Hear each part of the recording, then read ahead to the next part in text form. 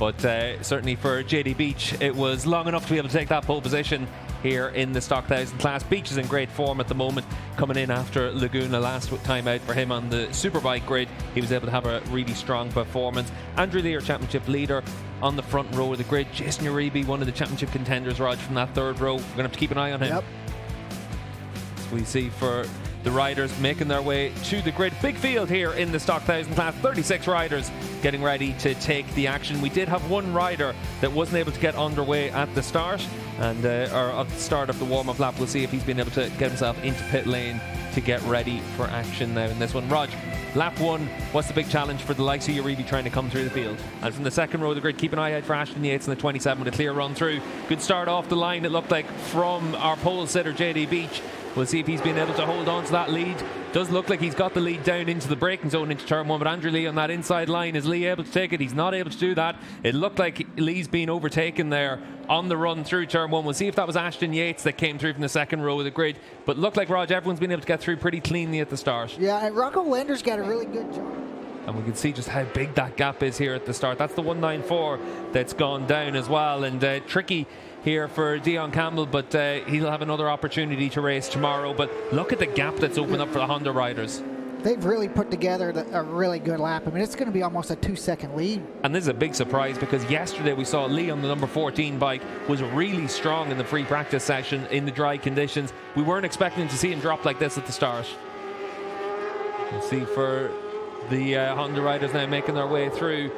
And it looks like it's around about that 2-second gap back to the third, fourth and fifth positions. That looks like Jason Uribe has got a good run now to try and attack Jason Waters down in towards turn one. And Uribe looks like he's been able to make that move as the 17 attacks as well. That's Cornbow. And Bryce not quite able to make a move there. But it looks like Lee just holding up this grip right now. And it looked like maybe Bryce Cornbow was able to get that bike turned a little bit quicker and have that run down in towards turn two. It does look like he's been able to come through. See at the front of the field, JD Beach and Ashton Yates. The gap is almost 3 seconds after that opening lap.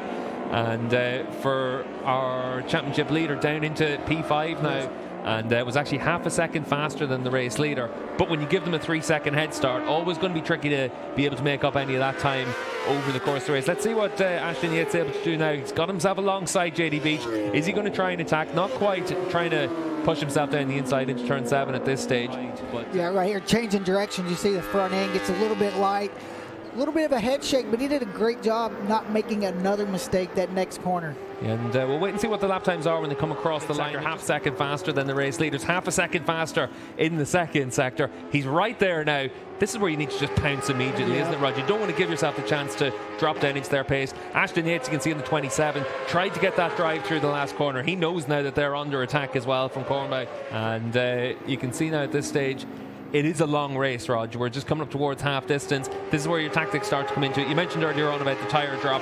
At what time do the riders really start to feel that? Right now, they probably already just felt one drop, especially this track. And you can see Bryce, the Yamaha, really good run out of that last corner.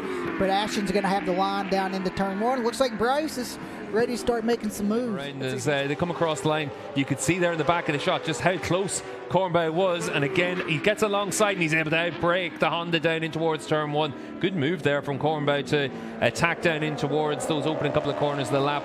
And now we get to see what he can do against JD Beach with his Yamaha. And let's have a look at the move for second, Rog. Yeah, just it really started that run out of the last corner for Bryce. He's been setting that pass up the last couple of laps and got himself in front of Ashton. You just try to really, it happens in practice and qualifying, getting the bike set up and doing those long runs. You can see Cornbow with a good run once again through that last corner. There's lap traffic in front of them and he's right there with JD Beach. Is he going to be close enough to try and attack for the race? He doesn't look like he opted for it that lap, but the only other battles that are pretty close are further down in the bottom of the points paying rolls. And good to see that Aguilar managed to make the start. He's up into the points paying positions now. He led the way in qualifying one, qualified on the front row of the grid. Missed opportunity for him, but he'll start in the front row for race 2 as well. But for Bryce Cornbow now getting himself into position to attack now as we come across the line.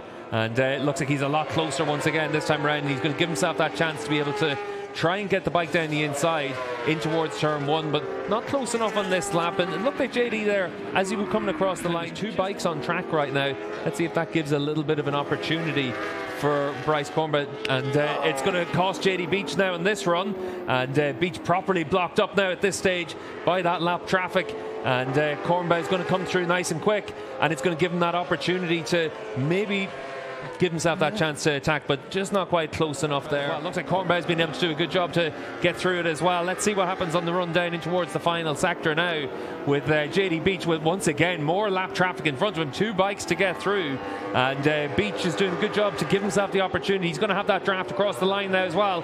JD Beach is going to take the opening race victory here at VIR in the Stock 1000 class, and it's the first race win of the season for JD Beach. Backs up what he did last time out with 2 podiums, and Bryce Cornbow, really impressive performance from Cornbow to come across. Down in the podium zone, you can see just the celebrations are going to get underway, and a really big moment for these riders as well, because they've been up against it. Lee's been so impressive,